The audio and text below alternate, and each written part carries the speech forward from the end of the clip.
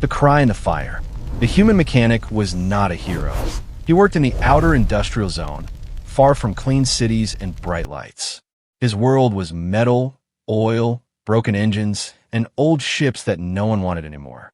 Every day looked the same. Fix, sell, survive. That day also started the same. The mechanic was inside a half-broken cargo hangar, repairing a power core from an old transport ship.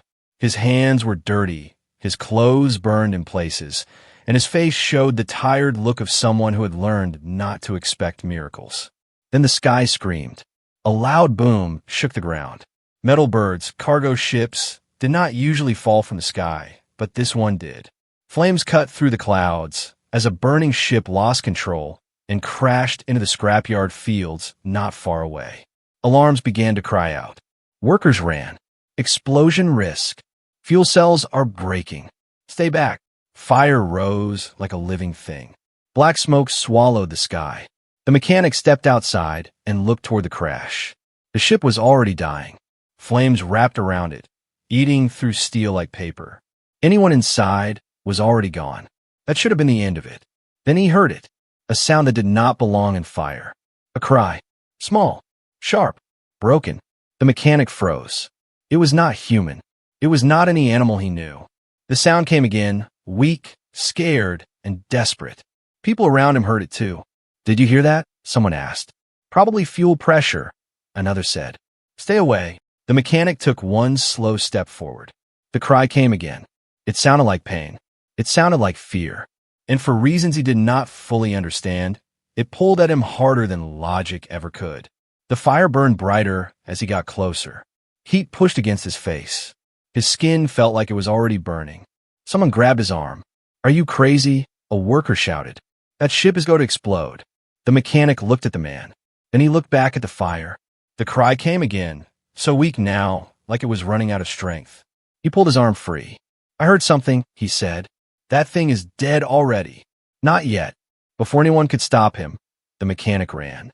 Fire swallowed his vision. Smoke burned his lungs. Every step forward felt like walking into death. Pieces of the ship fell around him. Sparks hit his skin. Pain screamed through his body. The cry guided him. Inside the broken hull, metal walls were bent like claws. Fire crawled along the floor. At the center of the wreckage, something moved. The mechanic fell to his knees. There, curled in ash and flame, was a dragon hatchling. It was small, no bigger than a large cat. Its wings were folded tight, burned at the edges. Its scales glowed faintly, red and gold, cracked in places from the heat. Its eyes were wide with fear. It cried again when it saw him. The mechanic stopped breathing for a second. Dragons were legends, myths, weapons of old wars, stories told to scare children. They were not supposed to be real. Yet here one was, alone, burning, dying. The hatchling tried to crawl away, but collapsed. Fire crept closer. The mechanic did not think. He took off his coat and wrapped it around the hatchling, ignoring the pain as flames burned his hands.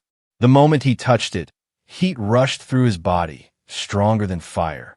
The hatchling looked up at him. Its eyes locked onto his. Something passed between them. Not words, not thoughts, a feeling, trust. The mechanic pulled the hatchling to his chest and turned to run. That was when the ship exploded. Light swallowed everything. Pain became the world. Fire did not just touch him, it entered him. The mechanic screamed as something burned into his skin, deeper than bone. Symbols he could not see carved themselves into his body. His mind filled with heat, sound, and a distant roar that felt ancient and endless. Far away, something massive stirred. Something old. Something watching. When the fire cleared, the scrapyard was silent. The mechanic lay unmoving in the ash. The dragon hatchling slept against his chest, unharmed. And on the mechanic's arm, glowing softly beneath burned skin, a dragon mark had appeared. Not earned, not asked for, but given, because one human heard a cry in the fire and chose to answer it. The mark he didn't earn. The human mechanic did not wake up. At least, not the way humans usually do. There was no pain at first, no sound, no sense of time, only darkness, deep and endless, like space without stars. He felt weightless, as if his body had been forgotten. Then came the heat. Not fire, not burning. This heat felt alive. It moved under his skin, slow and heavy, like something searching for a place to rest. The mechanic gasped and opened his eyes. He was not in the scrapyard. Stone walls surrounded him, tall and wide, carved with shapes that moved when he tried to focus. The air smelled ancient, old smoke, old dust, old power. The floor beneath him was warm, like it remembered fire long after flames were gone. He tried to sit up. Pain slammed into him. His arm burned. He looked down and froze. A mark covered his right arm. It was not a scar. It was not a wound. It was a symbol, long lines and sharp curves, glowing red gold beneath his skin. The mark pulsed slowly like a heartbeat. Each pulse sent heat through his body, not painful, but heavy, powerful. "What did I do?" he whispered. His voice echoed, but the echo did not return empty. Footsteps answered, deep, slow, heavy. The mechanic turned his head. They were watching him. Dragons. Not small ones. Not young ones. Ancient dragons stood around the chamber, their massive forms resting like living mountains. Their scales were dark and bright at the same time, colors shifting with the light. Their eyes burned with intelligence older than history. The mechanic's breath caught in his throat. He tried to move back. One dragon stepped forward. Its voice filled the room without sound, speaking directly into his mind. "You should be Ash." The mechanic swallowed. "Save the baby," he said. His voice shook, but the words were true. It was crying. The dragon's eyes narrowed. No human survives dragon fire. Another dragon moved closer. This one was larger, its scales cracked with glowing lines of power. And no human is ever marked. The mechanic looked again at his arm. "I didn't ask for this." The dragons were silent. That silence felt dangerous. Then the smallest dragon entered the chamber. The hatchling. It walked, stumbled toward the mechanic, wings dragging slightly behind it. Its eyes were clear now, calm. When it reached him, it curled up against his side, resting its head on his leg. The room changed. The dragons shifted. Low sounds filled the air. Confusion, surprise, something close to fear. "It chose him," one dragon said. "That is not possible," another answered. The largest dragon lifted its head. "It is done." The mechanic felt the mark on his arm react. It burned brighter when the hatchling touched him, like it was waking up. "What does it mean?" the mechanic asked quietly. The dragons looked at him. For the first time, he saw it clearly. They were not angry. They were afraid. "That mark," the elder dragon said, "is not a gift." The mark pulsed again. "It is a bond." The mechanic's heart beat faster. A bond to what? The elder dragon's eyes locked onto his. "To our fate." The mechanic did not understand. Not fully, but he understood enough to feel the weight settle on his chest. "I'm just a mechanic," he said. "I fix machines. I don't belong here." The elder dragon lowered its head. "That is why the fire did not kill you." Silence fell again. Then the ground shook. A deep alarm echoed through the stone chamber. Symbols on the walls flashed with warning light. One dragon turned its head sharply. "They have felt the mark." The mechanic frowned. "Who?" The dragon's voices darkened. "Those who hunt us. Those who chain us. Those who turn legends into weapons." The mark on the mechanic's arm burned hotter. Images flooded his mind. Cold ships, metal cages, dragons screaming in space, and shadows watching from the stars. The mechanic clenched his teeth. "I didn't start this," he said. The elder dragon looked at him, unblinking. "No," it replied. "But you woke it." The hatchling stirred and pressed closer to him, as if sensing danger. The chamber lights dimmed. Far away, something moved.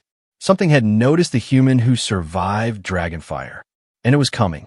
The mechanic looked down at the glowing mark on his arm and realized the truth too late.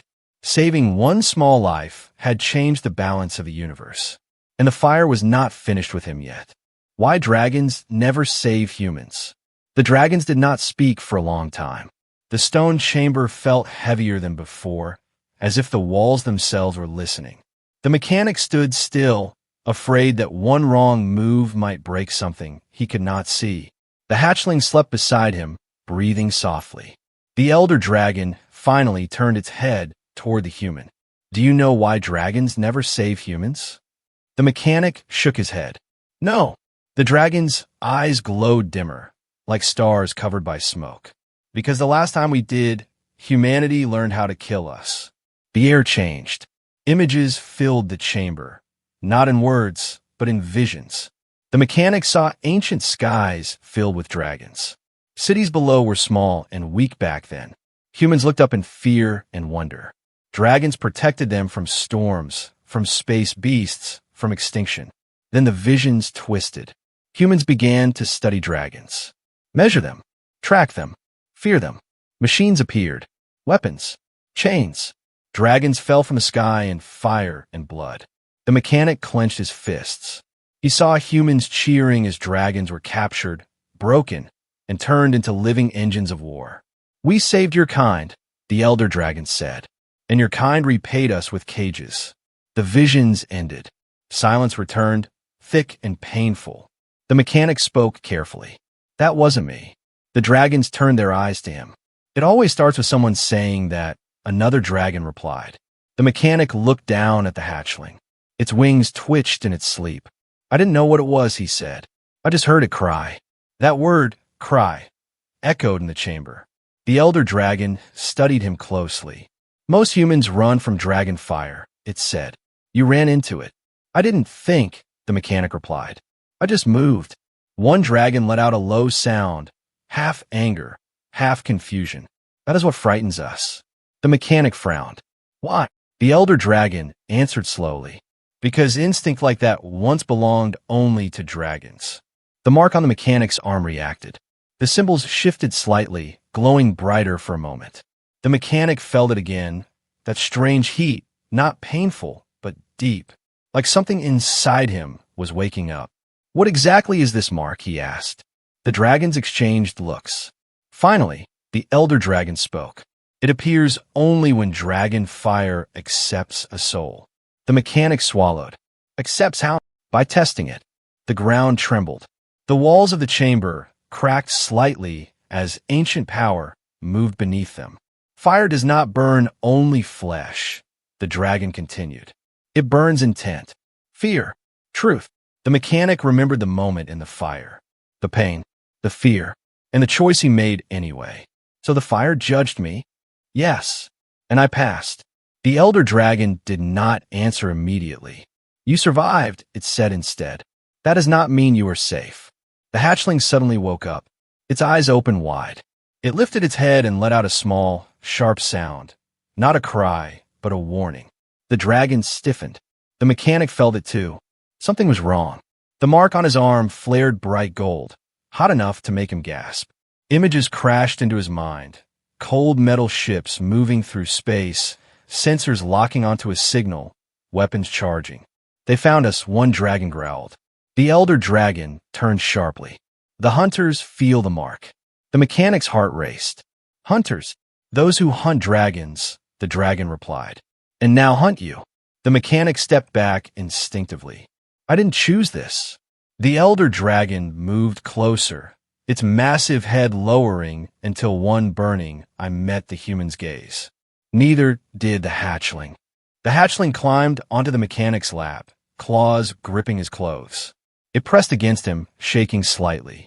The mechanic placed a hand on its back. I won't let them take it, he said without thinking. The word surprised even him. The dragons went silent again. This time, the silence was different. Heavier. Respectful. You would stand against an empire, the elder dragon said. For a creature you met in fire? The mechanic nodded once. Yes. The mark blazed. Power surged through him, uncontrolled and wild. He gasped but did not fall. The elder dragon straightened. Then you must understand the truth.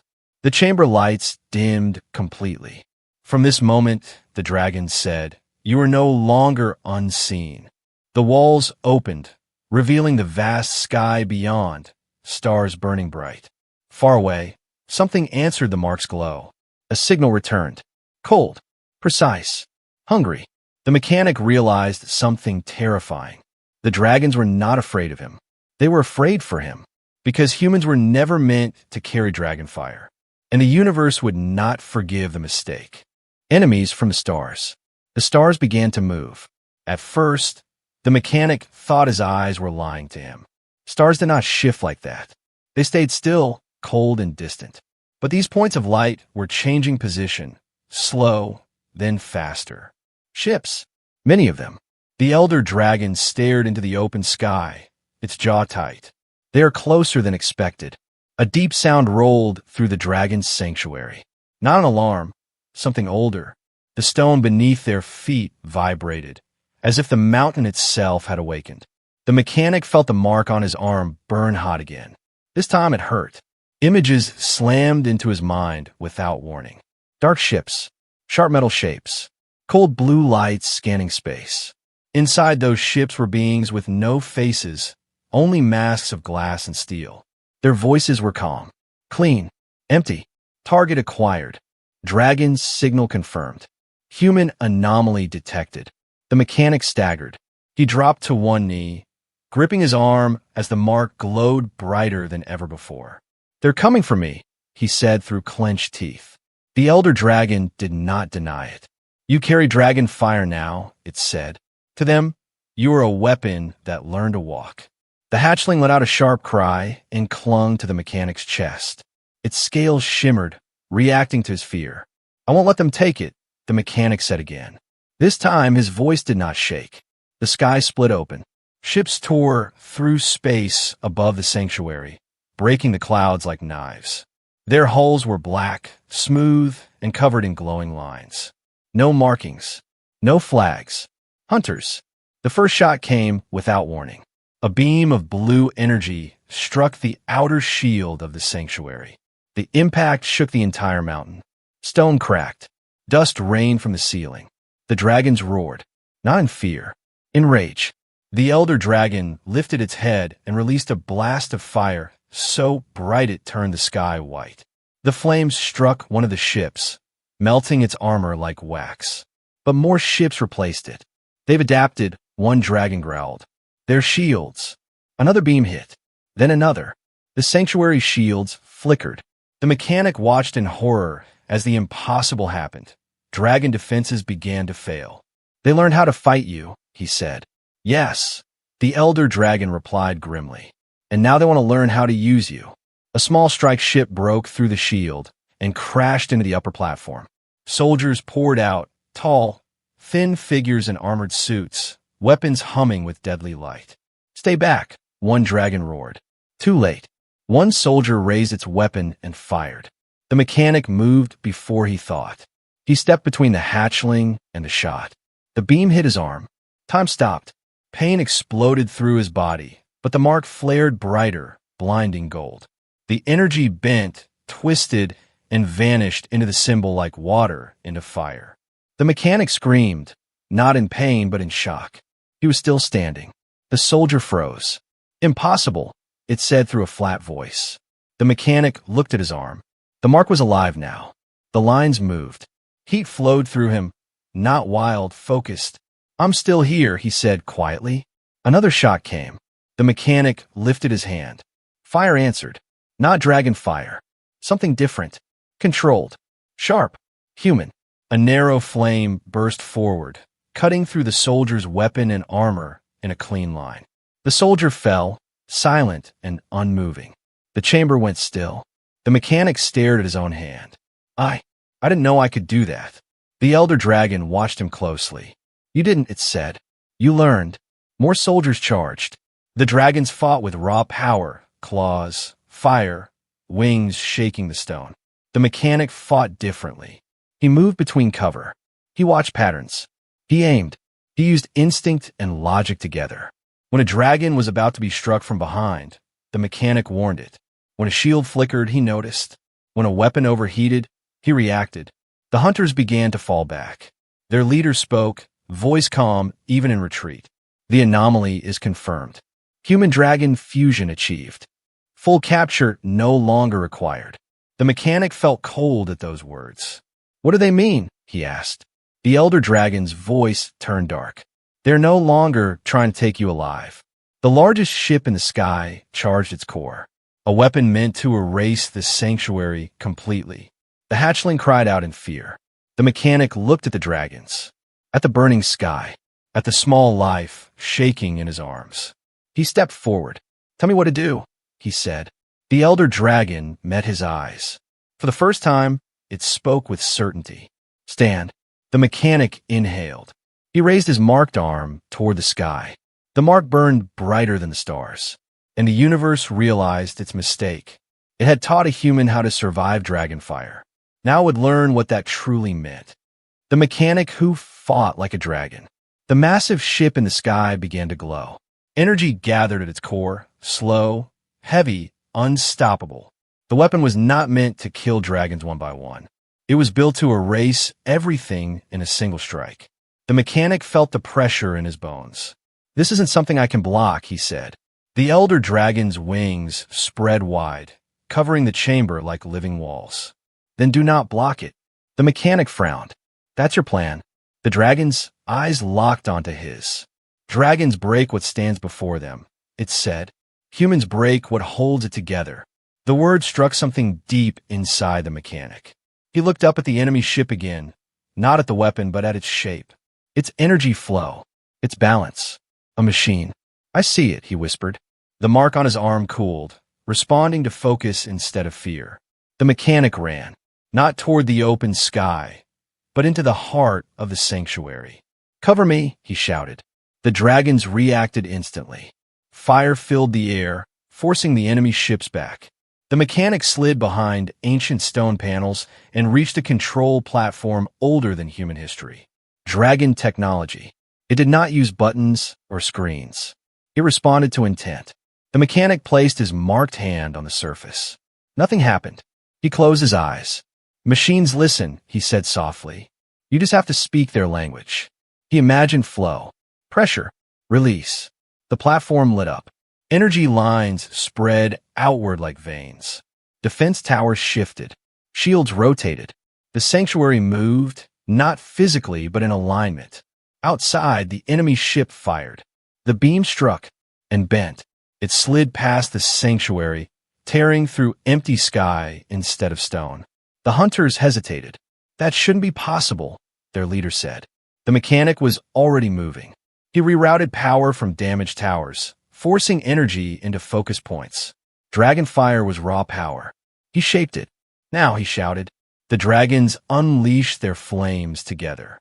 The combined strike hit the enemy ship's weakened core. The sky cracked. The massive ship exploded in silence, breaking into burning fragments that fell away like dying stars. A cheer rose from the dragons. But the mechanic did not relax. His mark burned again. "They're not done," he said. As if answering him, smaller ships pulled back, not fleeing but repositioning. "They're learning," one dragon growled. "Yes," the mechanic replied. "So will we." A strike team broke through the outer tunnels, heading straight for the inner chambers, toward the hatchling. The mechanic turned without hesitation. "I'll stop them." "You will die," the elder dragon warned. The mechanic looked back once. "I fix broken things," he said. "Right now, that's the universe." He ran. The tunnels were narrow, perfect for an ambush. The mechanic used debris, traps, and redirected steam vents. When soldiers advanced, the tunnels fought back. Fire and metal worked together. One by one, the hunters fell. The last soldier raised its weapon. "You are inefficient," it said. The mechanic stepped closer. "So were you," he replied. The mark flared. The tunnel filled with light. When it faded, the soldier was gone. Silence returned. The mechanic leaned against the wall, breathing hard. His hand shook, not from fear, but from control barely held. The hatchling appeared, waddling toward him, unharmed. He knelt and held it close. "You're safe," he whispered. Above them, the dragons watched, not as judges, as allies. The elder dragon lowered its head. "You do not fight like a dragon," it said. "You fight like a human." The mechanic looked up. "That's worse for them." The dragon's eyes glowed. "Yes," it agreed. "That is why they will return." Far away, in the cold dark between stars, signals were already being sent. Plans were already changing. Because the hunters had learned something terrifying. A human had not only survived dragonfire, He had improved it. The truth of the mark. The battle left scars, not just on stone and sky, but on the dragons themselves. Burn marks covered the sanctuary walls. Ancient towers lay cracked and silent. Even the strongest dragons moved slower now, their fire dimmer. The mechanic felt it too. The mark on his arm no longer burned wildly. It pulsed with a steady, heavy heat, like a heart that had chosen to keep beating. The elder dragon called for silence. All dragons gathered in the central chamber, forming a wide circle. The mechanic stood at the center, the hatchling in his arms. You judging me now? The mechanic asked quietly. The elder dragon shook its massive head. No. It lowered itself until its eyes were level with his. We are explaining. The chamber darkened. Symbols on the walls began to glow, older than language. The air felt thick with memory. The mark you carry, the dragon said, is not given to warriors. The mechanic frowned. Then why me? The elder dragon lifted one claw and touched the stone floor. Images appeared. Dragons in fire. Dragons ruling skies. Dragons winning wars. Then dragons losing. Strength failed us, the dragon said. Fire failed us. The images changed. A single dragon shielding a village. Another refusing to burn fleeing humans. A third dying alone to protect an egg. The mark appears only when power bows to mercy. The mechanic looked down at the hatchling. So, the fire chose me because I didn't think about power. Yes. The mark pulsed warmly, almost gently. The elder dragon continued. Long ago, we believed only dragons could carry dragon fire. We were wrong. The mechanic's breath caught. The dragon's voice softened. Fire does not belong to a species. It belongs to purpose. The hatchling stirred and lifted its head.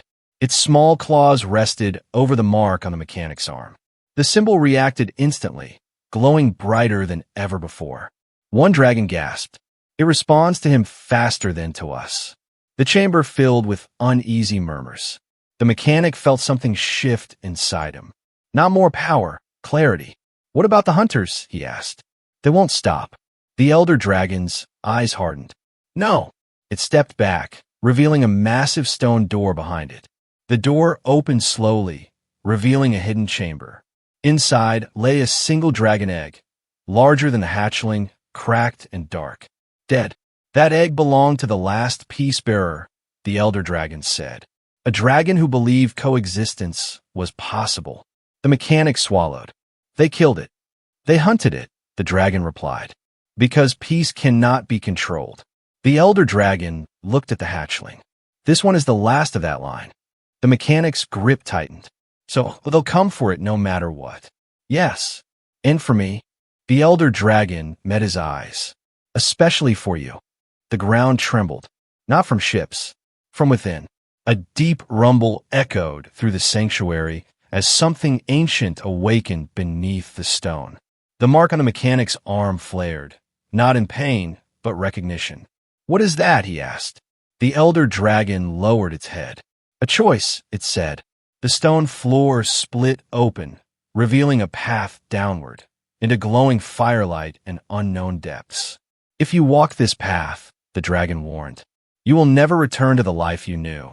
The mechanic looked at the hatchling, then at his burned hands, then at the stars beyond the chamber. I already didn't, he said. He stepped forward. The mark burned brighter than ever.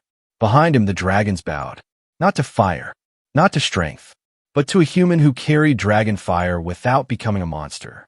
And far away, the hunters received new data. The anomaly was no longer just surviving. It was evolving. When legends speak of a human, the path beneath the sanctuary was alive. Fire flowed through stone like blood through veins. Ancient light moved with every step the mechanic took. The hatchling stayed close, walking beside him, no longer afraid. The mark on his arm was calm. Too calm. That scared him more than pain ever had. At the end of the path, the world opened. A vast chamber lay below the sanctuary, older than dragons, older than stars. In the center stood a ring of fire, not burning upward, but inward, folding into itself like a living heart. The elder dragon followed him inside. This is where legends begin, it said, and where most end. The mechanic looked at the fire. What happens now? The elder dragon answered honestly. The hunters are coming with everything they have. They will not retreat again. As if summoned by the words, the sky above the chamber darkened. Shadows moved across the stars. Hundreds of ships emerged, forming a cold metal wall across space. The universe held its breath. The hatchling pressed against the mechanic's leg. He knelt and placed a hand on its head. You remember the fire, he said softly. So do I. The elder dragon stepped forward. That fire will answer you, it said, but it will take something in return. The mechanic looked up. What? The dragon did not hesitate. Your name, your past, your place among humans. The mechanic stood slowly. So I disappear. You become something else. The first shots hit the sanctuary. The mountain shook violently. Shields failed. Dragons roared and took to the sky, fire lighting the darkness. The hunters descended. The mechanic watched the chaos above and felt a strange calm settle over him. I was a mechanic, he said. I fix what others threw away. He looked at the fire. And this universe is broken. He stepped into the ring. Fire wrapped around him, but did not burn. It listened. The mark spread across his body, glowing bright white gold. Symbols formed, then faded, then became something simpler. Cleaner. Human. The mechanic lifted his hand. The fire rose with him. Not wild. Not cruel. Focused. Above, the hunters fired their final weapon. A beam meant to erase everything. The mechanic looked up. No, he said. The fire answered. A wall of light formed between the sanctuary and the beam. The weapon struck and shattered, breaking into harmless sparks. The hunters froze. That's not dragon fire, one voice said. That's not human technology. The mechanic rose into the sky, carried by flame and will alone. Dragons stopped fighting and stared. For the first time in history, they were not the strongest thing in the sky. The mechanic did not attack the ships. He reached inside them. He saw systems, balance, weak points, and he turned them off. One by one, the ships went dark. No explosions, no screams, just silence. The hunters fled. Space emptied. The fire faded. The mechanic descended slowly back into the sanctuary. The mark dimmed until only a faint symbol remained on his arm. The hatchling ran to him. He smiled. The elder dragon bowed low. All dragons followed. What are you now? The elder dragon asked. The mechanic thought for a moment. Still a mechanic, he said, just working on bigger things. The dragons did not laugh. They understood. Time passed. Story spread. Not of a human who ruled dragons. Not a weapon. Not of a god. But of a human who listened. When dragon hatchlings cried in fear, elders spoke his story. When humans and dragons met again, it was not with fire, but with memory. And somewhere between stars and stone, a legend lived quietly. He did not ask for statues. He did not ask for praise. He only answered a cry in the fire. And the universe was never the same again.